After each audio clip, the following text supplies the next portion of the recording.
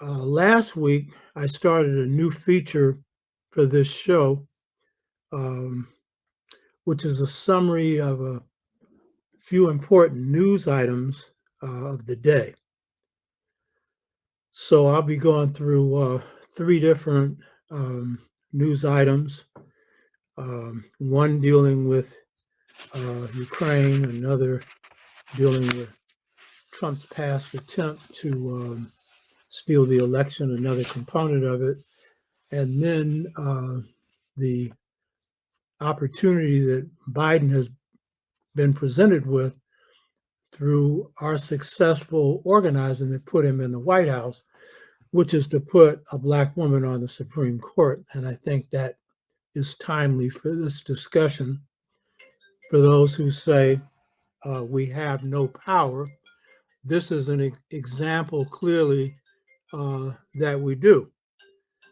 So right now, the Biden administration, while engaging in talks with Vladimir Putin, the leader of Russia, over Russia's troop buildup on the border of Ukraine, Biden has ordered 8,500 U.S. troops on high alert.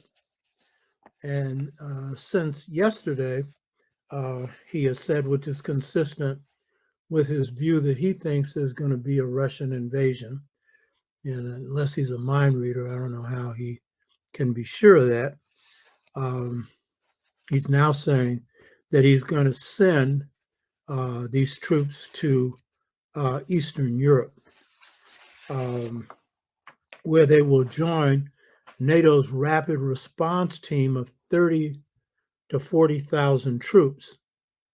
This is hardly enough to deal with the troop buildup of Putin, and it would be foolish if the U.S. got involved. LaShonda, glad to have you. Peace to you. So some of you may wonder, well, why am I dealing with Ukraine? What's that got to do with Black people? 40% of the military is made up of Black and brown people. So anything that gets done in the Ukraine is going to affect your Black butt. So you need to know. Plus, African people need to deal with the world. And this idea that we only confine ourselves to events that directly affect Black folks is ridiculous, because everything affects us, and what we do impacts the world. And today's discussion is going to be on Black power, and this is also an expression of that. And remember, when Dr. King got involved in the war in Vietnam, and before that, SNCC, and before that,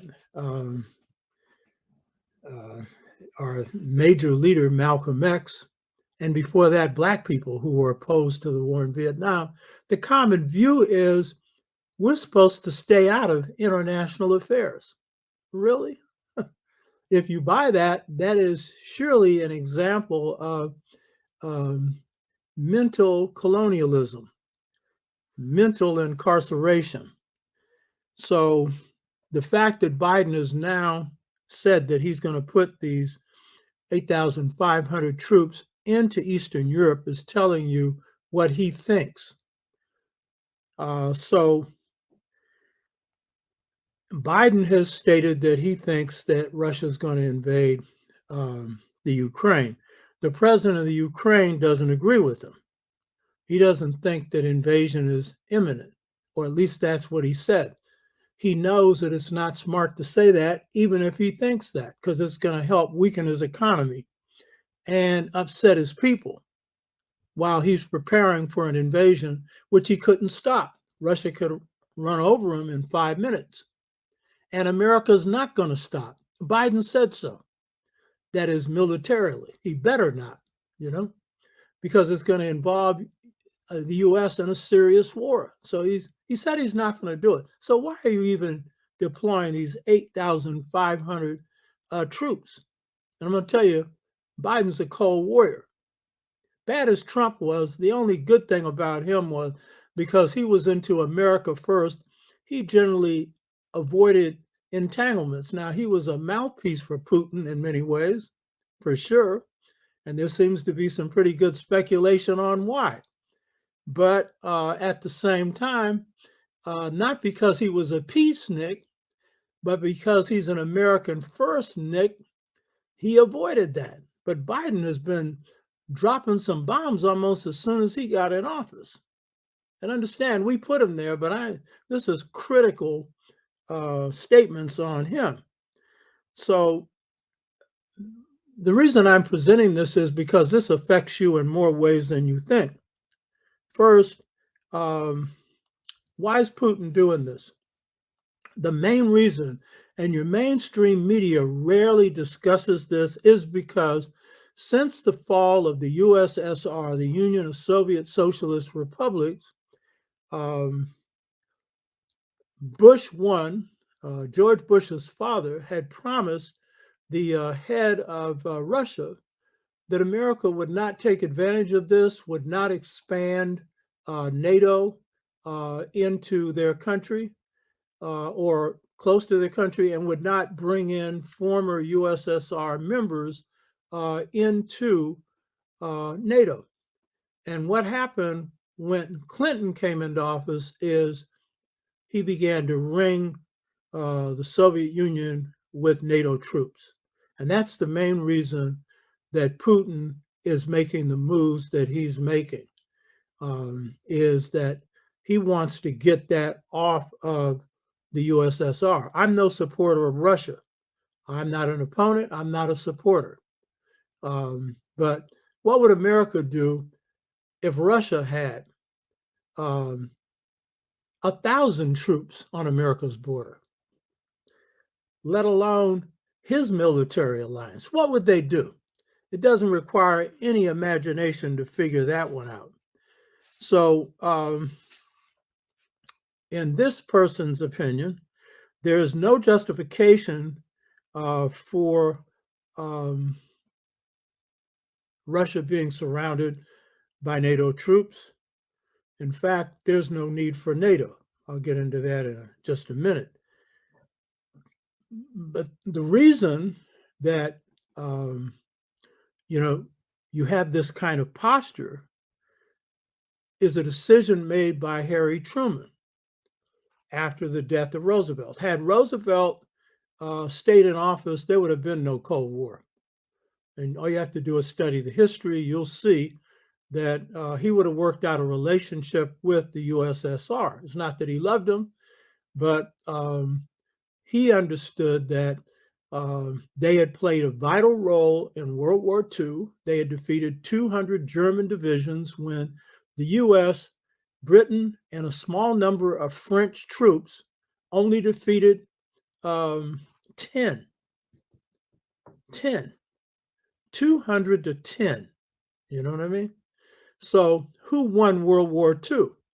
So how is it that the people, and it's not that they went out to save America, they were invaded by Germany, so they fought back. But the Russians lost 27 million people. They saved the West from Germany because Germany had swept all over Western Europe. The only thing it didn't have is Britain.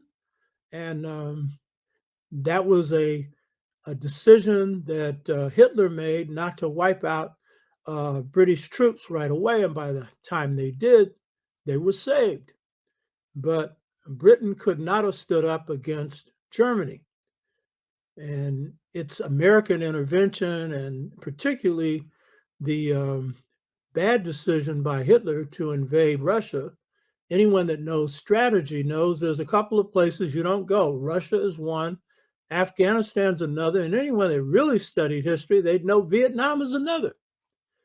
But since the people in power have not bothered to study the history of people of color, they get themselves involved in a quagmire and get their butts whipped. But in this particular case, Truman starts a Cold War, in part out of ignorance, because this was not a well-informed president, in part out of the advice that he accepted from people around him, Cold Warriors, to build a national security state, which means when World War II is over, American troops should have been demobilized, the draft should have been ended, and America should have used its economic power to build up its economy. It was the strongest economy in the world. Instead, they create the national security state.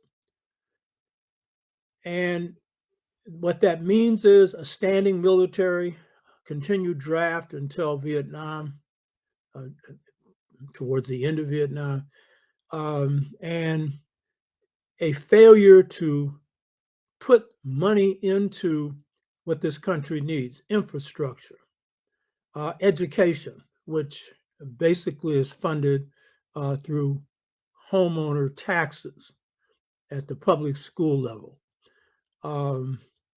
and a guaranteed annual income, health care. These are the kinds of things that the American government should have put their money into, but because they invested in the national security state, they put it in the military budget, which is close to 800 billion. It's high 700 billion a year. And so that's where your money goes, which means it goes into the pocket of the rich, not into the needs of the poor.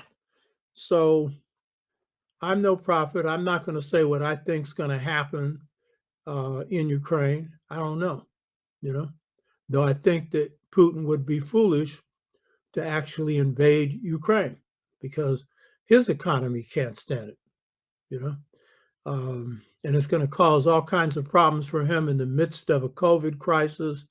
And he has his own economic problems, but I'm not trying to predict it. I'm just simply saying that this is another case of America saber rattling. And your Black Secretary of Defense is having a good time with it.